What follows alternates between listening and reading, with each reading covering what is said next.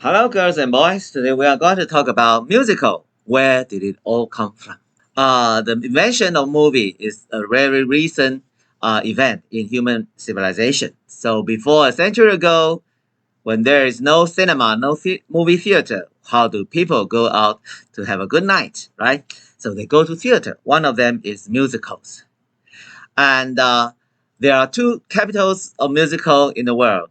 One of them is New York. So it started out all in around this area, the red flag area, which is called Broadway. But actually, Broadway is a road that gone from the north to the southeast, and it kind of slanting through Manhattan Island.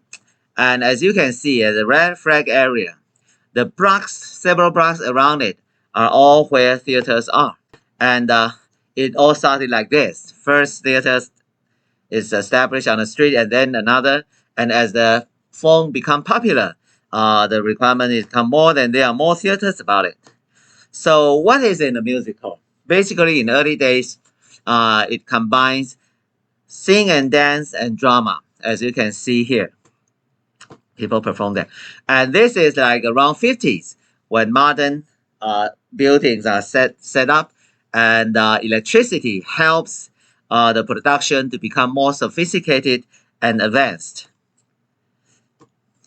And of course, the stage design become more complicated, and so they can perform all kinds of story with the songs in it.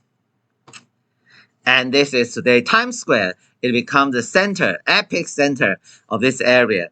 Probably you start from this point, walk several blocks in either direction, north, south, east, west. Several blocks, you will see all kinds of theaters of bigger production and smaller production all around.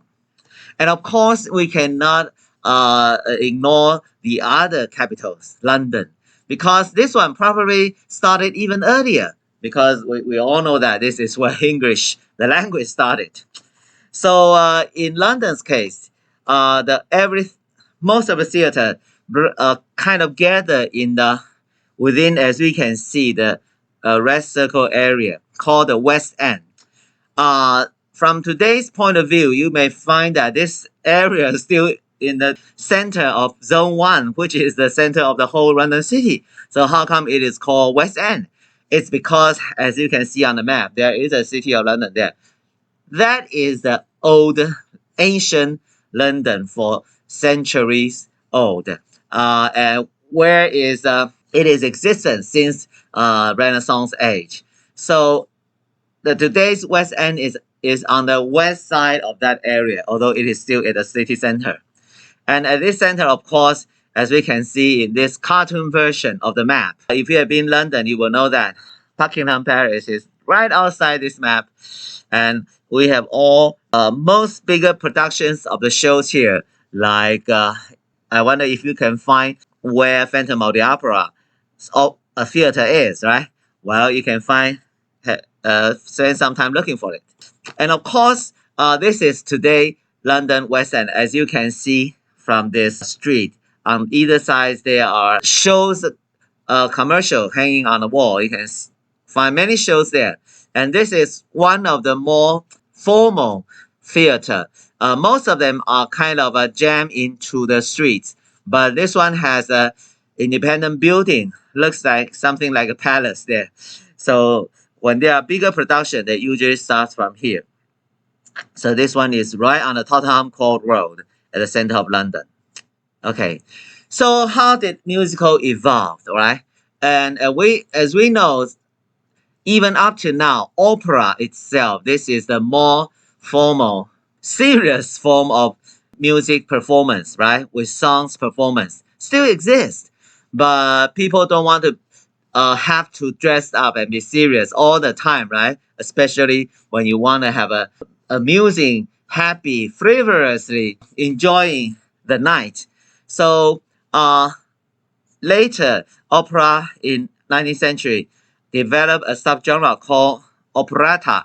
Operetta is a kind of light opera. The music is more amusing, not so complicated, and the story is more dramatic. And also, it kind of combines another form called burlesque.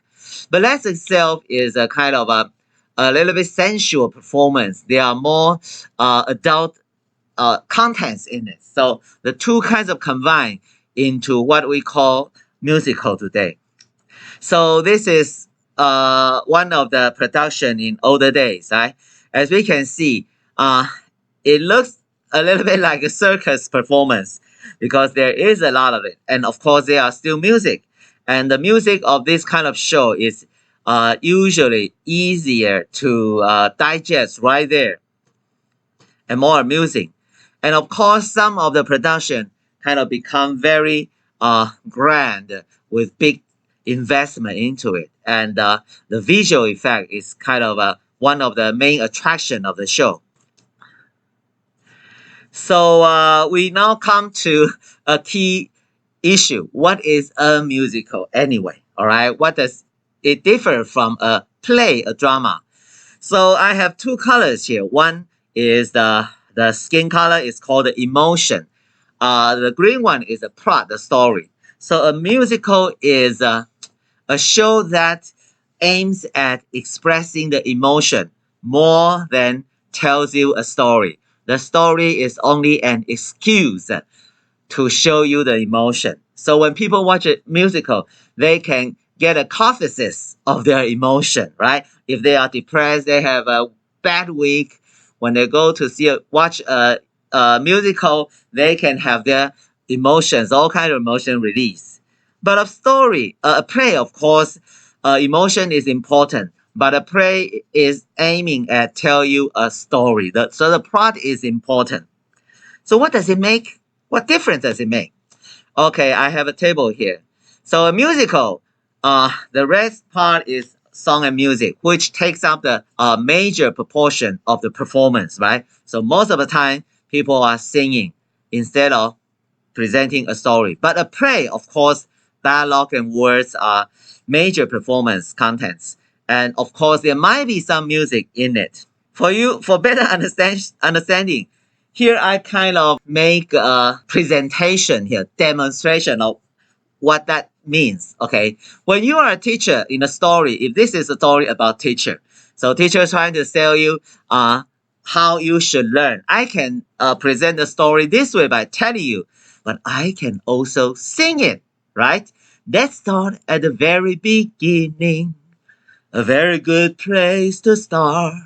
When you read, you begin with A, B, C. When you sing, you begin with Do, Re, Mi, Do, Re, Mi. The first three notes just happen to be Do, Re, Mi, Fa, Sol, La, Ti. Okay, a scene as boring as a teacher trying to teach can be sung, right? So it becomes a musical. And even when the story is telling about a bored girl looking into a distance, wondering what can beyond the horizon, he can start to talk to herself in the mind like somewhere over the rainbow, way up high. There's a land that I heard of once in a lullaby. Somewhere over the rainbow, skies are blue. And the dreams that you dare to dream really do come true. Someday I wish upon a star and wake up where the crowds are far behind me. Where trouble melts like lemon drops away above the chimney top. That's where you will find me. Or I'll stop there. Okay. So even a scene that is telling nothing can become a very iconic thing with songs, right? So even when you try to tell people to back off, don't mess with my life, you can sing, don't tell me not to live, just sit and putter. Life's candy and the sun's a pot of butter. Don't bring around the crowd to rain on my parade. Okay, so now you know where musical comes from and why it is so popular. And you also have a live demonstration of how musical function and is presented. Okay, we should have a good time viewing our production Hairspray, and see you in theater then. Bye.